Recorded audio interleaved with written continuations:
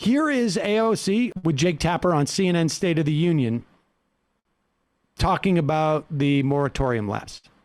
Blame her. Well, I think there's a couple of issues here. First of all, you are absolutely correct in that the House and House leadership had the opportunity to vote to extend the moratorium.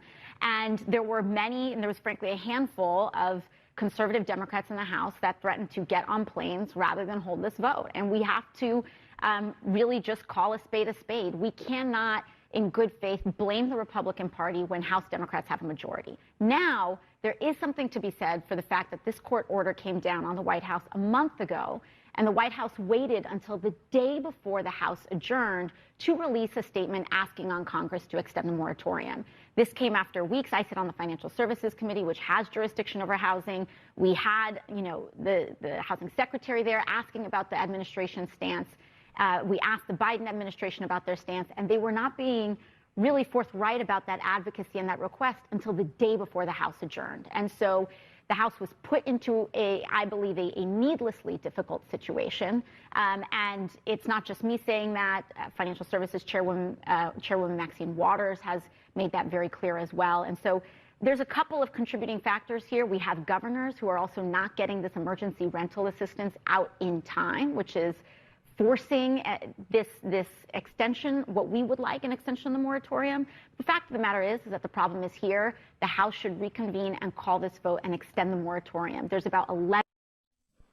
Well, we hear that vacations are very important to some of these Democrats. I know that was cinema in the Senate, but very French to take all of August off. Except for the part about the housing moratorium, because in France that would have been taken care of. Right. Here is Nancy Pelosi today, and I would imagine, again, in reaction to the publicity that AOC and Cori Bush, drummed up over the weekend to and this. Even Maxine Waters, just this amazing image of Maxine Waters slamming their tactic as Pelosi and Hoyer are in the background, just watching her criticize them. Here is the letter that she sent out to members. We put that up.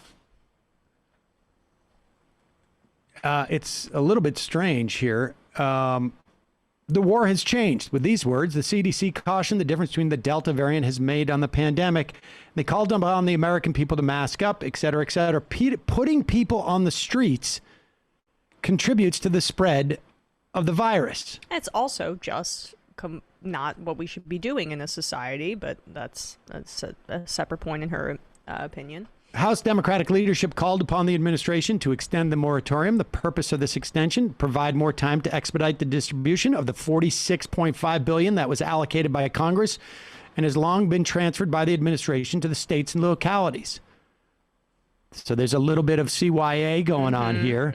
I'm grateful to members that they are, for all they're doing attention to this need. We await a decision from the administration.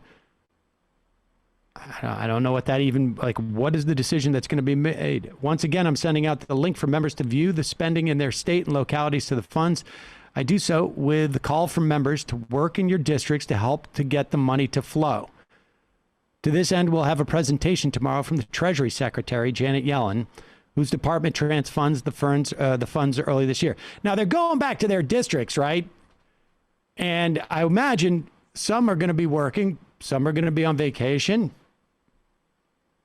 We all agree the eviction crisis is an enormous challenge to the conscience of our country. It's unfathomable, et cetera, et cetera. Overwhelmingly, our members agreed to extend the moratorium and universally to distribute the funds, but the House passing the eviction moratorium without the Senate acting does not extend the moratorium. Instead, the money must flow.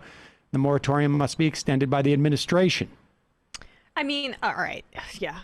So they're punting it back and forth, kicking it between the House leadership and Biden, and I agree that most of this falls on Biden. But Pelosi was aware of the deadline and the cliff of the eviction moratorium and chose not to have a plan in place. Both the White House and leadership, this falls on them.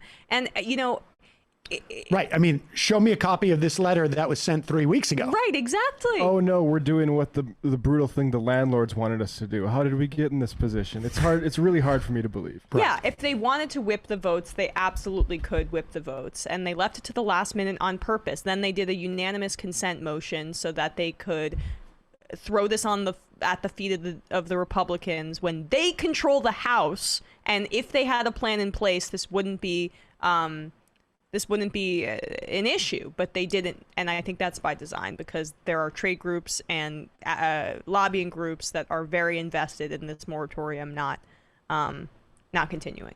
Folks, there's more of what you've just saw where that came from. That's if you hit the subscribe and like button. Thank you. Really, thank you.